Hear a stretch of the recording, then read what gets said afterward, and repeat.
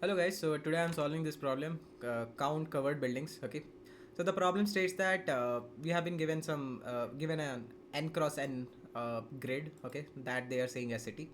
Now inside that grid I have been given some buildings. Okay, and those buildings are designated by their positions in x and y coordinates. Okay, now the question asks that we need the number of covered buildings. Okay, now the definition of covered building is, so for a particular building, let's say which exists at r comma c. Okay, if that is covered in all direction by some other buildings, okay, then I can say this guy is covered. Okay, so basically what it means, like for this position r comma c. Okay, so if there exists a guy, okay, which is from, let's say, in the upward direction. Okay, let's draw it like this. Okay, so in the up direction, the left, like right, left and down. Okay, so if there exists a point from negative infinity to r minus 1 bounded. Okay, so this is my up for right. Okay, this will be like the oopsie, there's a disconnection. Okay, from c plus 1 to infinity. Okay, so here I did infinity because this is not a normal Cartesian plane. So because as we are going down, the values are increasing. So yeah, from infinity to r minus 1. Then for this, in the downward direction, if there exists a point which is from r plus 1 to infinity. Okay, let's do infinity properly. Yeah, and for left direction. Okay, whether there exists a point from negative infinity to c minus 1. Okay, okay, if I have at least one building, okay, in this and this direction, okay, then that means this building is covered. Okay, so how to do it? Okay, so let's do it for a test case. Okay, let's say I have been given some points. Okay, so I will use this grid itself. Let's call it this, and straight lines. Cool. So let's say there is a building here, there's a building here, there's a building here, here, and then here, and here. Cool. So let's say this is a test case. Okay, and we need to figure out how many covered buildings are there. So if I simply iterate over all the buildings, okay, and I check whether I have some buildings in all four direction. Okay, so let's see how this test case will come out. So for this guy, okay, if I look on the right, okay, so there are two buildings, which means on the right I'm good. Okay, but if I check on the above direction, whoopsie, there is no building. Okay, similarly in the left there is no building, and in the downward direction there are no buildings, which means this guy is not covered. Where is a different color? Oh yeah, so this guy is not covered. Okay, now let's say I take this building. Okay, now if I look on the left direction, I have this guy. Whew, I'm covered in left direction. Now if I look at the right direction, okay, I have this guy, so right side also covered. Now if I check the above direction, this thing also covered. Okay, now if I check in the downward direction, I have a guy here. Okay, which means this guy is good. Okay, so this guy is covered. So how to do it? Okay, how to come up with a intuition or an idea? Okay, so one way to think is, so basically from this building I know I have let's do this. Okay, from this I know I have some rows here, okay, and some here. Okay, and I have some columns here, here, here, and here. Okay, so let's call it r1, r2, r3, r4, and c1, c2, c3, and c4. Okay, cool. Now if I have a data structure, okay, for every rows and columns where I'm storing points. Okay, in this manner, let's say for this r1 I have 2 points. Okay, which are if I show you this coordinate, this is r1 comma c1. Okay, then this is r2 comma, not r2, yeah, r1 comma c2. Okay, so if I build a data structure where I'm storing all the columns for a particular r, okay, in shorted manner. Okay, let's say C1, C2. Okay, similarly for R2, I'll be storing oh, we have a C0 here. Okay, so C0, this guy C1. Okay, similarly I have C2. Okay, and this guy coordinate is C3. Okay, if I'm storing them in sorted order, okay, then I can develop some bounds here, right?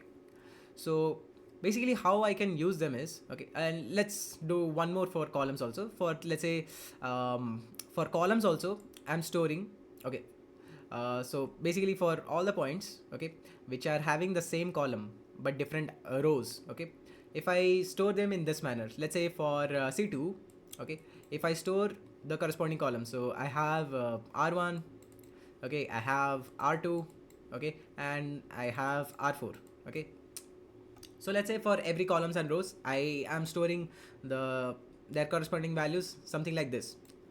Now I can use this, okay, to uh, get the number of covered buildings. How? Okay, so let's say for each building, okay, if I iterate over all the buildings here, okay, I will extract out their position. So row will be b of 1 and my column will be b of 0, because the coordinates are given in xy coordinates. So yeah, my y is row, x is column. Okay, now let's say I have this data structure. Okay, now for this row, okay, if I check what is the minimum point I have, okay, or what is the minimum column I have, okay, so let's say my column mean, okay, for this row, okay, let's say I have some data structure for my row. Okay, so for this row, okay, if I look at the first value, okay, that will automatically act as my minimum. Okay, the hypothesis is so, or the assumption is, I'm storing all the values in a sorted order. Okay, okay, so I can now I can use this data structure to build bounds for my position. Okay, so now the maximum column I can encounter is for this data structure for row, and I will look at the last value. Okay, let's call it -1. So if you are Pythonic, so -1 basically designates to the last value. Okay, now I can check whether my column is bounded. Okay, so why bounded? Because for this guy, okay, let's say this is what, R2 and C2. Okay, I can say my column, okay, is bounded by C0. Okay, if I look at here, okay, by C0 and C3. Okay, because all of them are sharing the same R2. Okay, and they are at the extremities. Okay, then I can clearly say if this guy is bounded by column. Okay, so my left and right check are done. Okay, so if this is bounded, then that means there is a guy on the left, okay, which is this guy, and there is a guy on the right, which is this point. Okay, so I can do something like this, like is call bounded. Let's say, is my column bounded? Bounded. Okay, that I can simply check whether the minimum point I have, or the minimum column I have for this row, is less than my C. Okay, and the column that or the column position for this building is lesser than the maximum point I have for this row. Okay, then I can clearly say this guy is bounded in the left and right direction. Okay, then similarly for up and down, I can build the same logic. So let's say I have a data structure that can tell me for every columns what is the, like, what all points are there. Okay, or what all rows are there. Okay, so I can do something like this for this data structure. Okay, I will put the column here. Okay, and if I access the 0 index, okay, then that will automatically give me the minimum row I have seen. Okay, and similarly if I want to find the maximum row this column has seen, then that will be C -1. Okay, now I can simply check whether this point is bounded in the up and right or up and down direction by doing this similar check. Okay, so I'll say, is a row bounded? So that will be if my current row position is greater than my minimum row this column has seen, and it is less than the maximum row this column has seen. Okay, similar to here. Okay, for this point, this R1 is acting as a point in the upper boundary. Okay, and this R4, okay, is acting as a point for the down boundary. Okay, for this R2. Okay, so yeah, that's what I am checking. So if my R is bounded and my column is bounded, okay, then I can simply increment my answer counter. Okay, if my column is bounded and my row is bounded, okay, then I can increment my answer. Okay, let's say I have some answer variable. Cool. So that's the idea. Okay, we need to have a data structure that can tell me for every column, okay, that this buildings are giving me. Okay, for every column, if I can store the maximum R and the minimum R, okay, this column has seen. Okay, and similarly for every row I can store the maximum. Oh yeah, for every column I need to store the maximum row and column, maximum minimum row and maximum row. Okay, and for every row I need to store the minimum column it has seen and the maximum column it has seen. Okay, because that's how we are doing. So yeah, that's the idea. So once you have this data structure, then you can simply iterate over all the building. Then you can check their boundaries. Okay, whether they are bounded in the left and right direction, and whether they are bounded in the above and the down direction. If they are, you can simply increment your answer, and basically you are saying that building is bounded. Cool. Also, one more thing, if you look, we don't actually need to store all the points here. Okay, if we simply if we want to simplify our task, we can simply store, or we can directly store the minimum and the maximum values that I have stored for a particular row or column. Okay, so I think if I code it up, you guys will have a better idea. So let's do it. Cool. So what I will do is I'll first create some data structures. Okay, so I'll create one data structure like finder of armin. So this will store for every row what is the minimum column I have seen. Okay, so I'll initialize to vector of okay, what I'm doing. Okay, so yeah, this will be int, and I will initialize this guy to n+1. Okay, and I will initialize to n+1. Okay, so yeah, I'll show you like why I have initialized to n+1.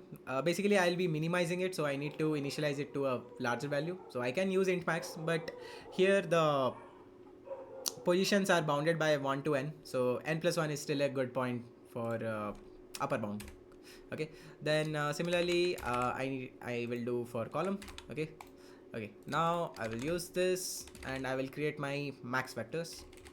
Okay, now this vectors will store for every row or a column. Okay, what is the maximum for, let's say for row. Okay, what is the maximum column it has seen. Okay, I will initialize to -1, and for every column I will store what is the maximum row it has seen. Okay, now I will do a first level of iteration over the buildings.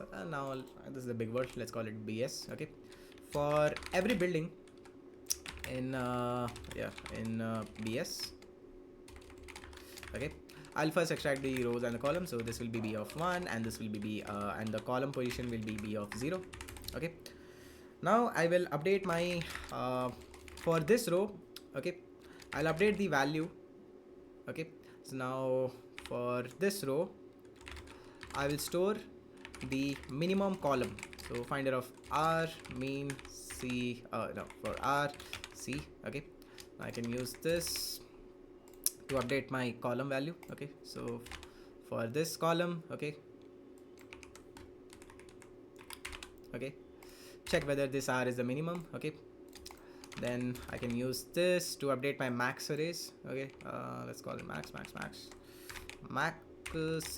Yeah, cool, and values are same. Cool. Okay, now these are holdings. for every row what is the minimum column I have seen, and this guy is storing for every row what is the maximum column I have seen. Okay, now I will use this data structure to answer. Okay, so I'll initialize my answer variable and answer 0. Okay, and finally I need to return answer, and yeah, let's go this. Oopsie. Okay, now I will again iterate over all the buildings for B in BS. Okay, so I will extract out the position. Okay, now I will check is R bounded. Okay, so if I want to check if my row is bounded, okay, then that means I will use for this column. Okay, what is the minimum row I have seen. Okay, if that is less than the current row, and for this row what is the minimum or the maximum row I have seen. Okay, so this will be C. Okay, now yeah, this will be bull. Okay, similarly for column, okay, I'll say where the column is bounded, I'll say for this row what is the minimum column it has seen. Okay, so this will be R, and here I will check whether the current column is bounded by the minimum column and the maximum column for this row position. Okay, now I'll check if row is bounded. Okay, and if column is bounded, okay, then I can increment my answer. Okay, then yeah, I'll return this, and let's reduce the size a bit. Okay, need to check. Okay, now let's run it for all test cases. Cool, all test cases passed. Now let's submit.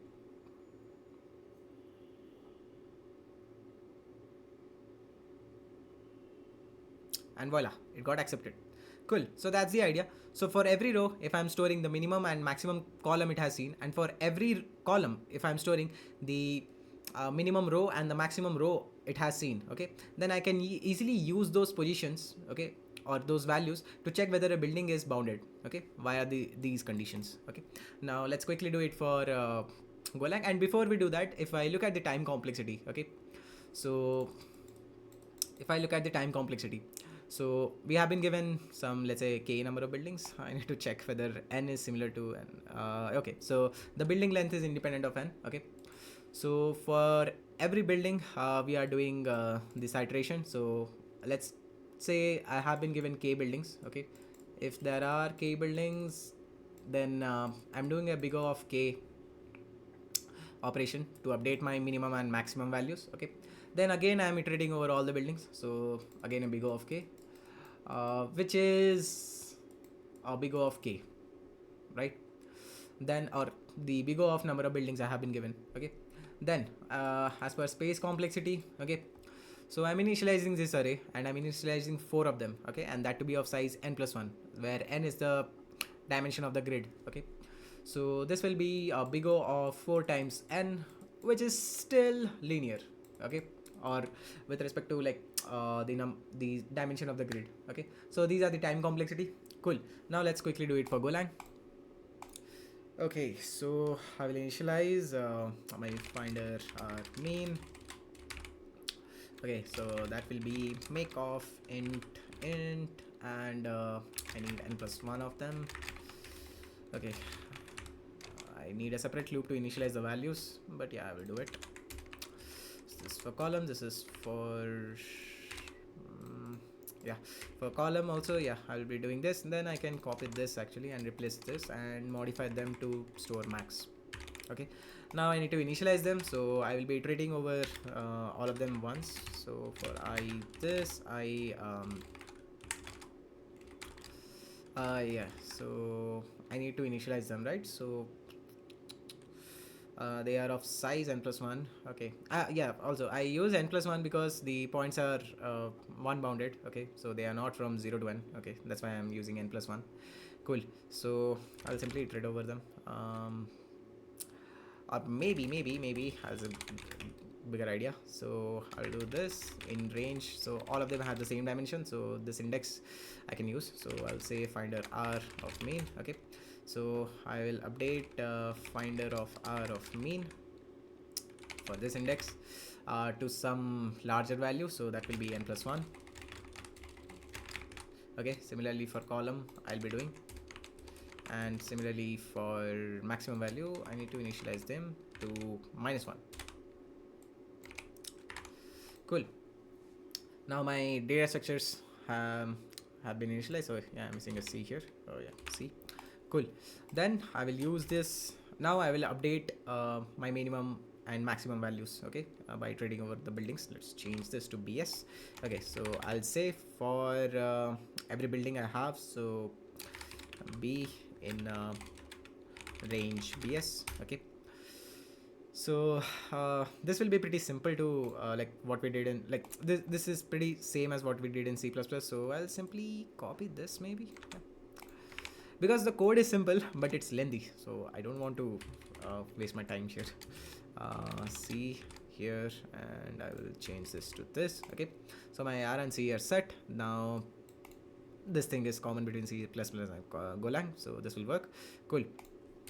Then I can also copy this part from C++. Okay, I'll say okay, so I'll initialize my answer to this. Okay, now I will again use this for loop to iterate over all the buildings. Okay, cool. Now yeah, this is my position, so I need to use this. Okay, now I will have booleans here. Okay, so yep, porting a Golang code to C++, it's simple here. Okay, now I will check whether those are bounded, and it doesn't allow this pre-increment. So yeah, I will do post increment like this, and I will return answers. Hopefully this should work. Okay, hopefully. Now let's check it for all test cases.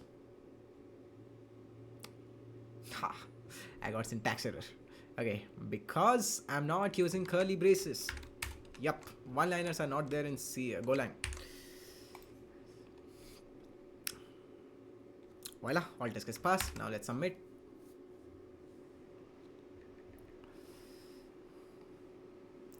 Okay, so yeah, all test cases passed for Golang. Now let's do it for Rust. Cool. So I will again initialize my arrays. Okay, so I'll say let mut finder of our main, so that will be a vector of I'll initialize to -1. Okay, and I need n, but n is i32, so I will create another variable capital N, and I will say n as usize. Okay, and here I'll say n plus 1. Okay, now I can copy this to initialize the same data structure for my columns, and again for my for storing max. Okay, I'll say max, this is this. I will change n plus, yeah, this should be same, and for maximum this should be initialized to -1, and yeah, these things will be initialized to n plus 1 for minimum. Okay, and this guy should be my column. Okay, cool. So initializations are done. Then I will iterate over all the buildings. So for B in I'll say BS. Okay, so now I'll update them. So I'll just pick one. Okay, so I'll say finder of R of mean. I need to use compare, so I'll say compare. Okay, I'll use this value, or yeah, before that I need my R and column, my row and column. So I'll say column B of 0. Now I'll say minimum of R equal to comp of mean of finder of R, and I'll check with the current column. Okay, now I'll just copy this line. I'll paste this here. Okay, now this I will change to C actually, right? Yep, so this C, let's change this. Okay, let's use this pattern. Okay, so I will change this to C, and this guy I will change it to C, and this here I will store here I will check with the row. Okay, I'll store the minimum row for this column. Okay, now I can copy this actually with since this is done. Okay, now I'll simply change this minimum words to max. Okay, cool. So this guy now for every row I'm storing the maximum column. Now for every column I'm storing the maximum row. Cool. Now we'll again iterate over all the buildings. So for B in percent of B buildings. Okay, and I will initialize my answer. So let my answer equal to 0, and I will return answer. Cool. Now yeah, so again I need the position of this building. So this is set. Now I'll say whether this is bounded by column. So that will be finder of r mean for this row. What is the minimum column I have seen? Okay, so that will be for this row. Okay, and whether the current column is greater than that, and whether the current column is lesser than the maximum column this row has seen. Okay, now I can copy this and I will check for row for this, for my current row, whether this is bounded by the minimum row this column has seen and the maximum row this column has seen. So I'll do finder of r, and yeah, this will be c. Cool. And yeah, we are good. So this, yeah, this guy should be r. Cool. Finder of r, max of this. Cool. Now I'll simply check if c bounded, if it is bounded in the left and right direction, and if r is bounded, if it is bounded by the above and the down direction, then I can increment my answers. Answer plus equal to 1. Okay, cool. Let's check. Okay, I32. Oh yeah, okay. Now these values are given in I32. I'm using them as indices, so there is an issue. So what I can do is, I need -1 also. Okay, I'll simply convert them to usize. So wherever I'm using this kind of indices, so let's call it this,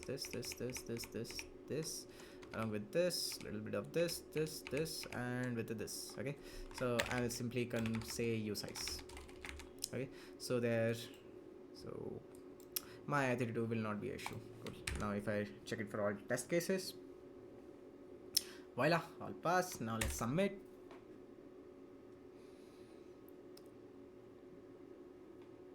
Cool, it got accepted.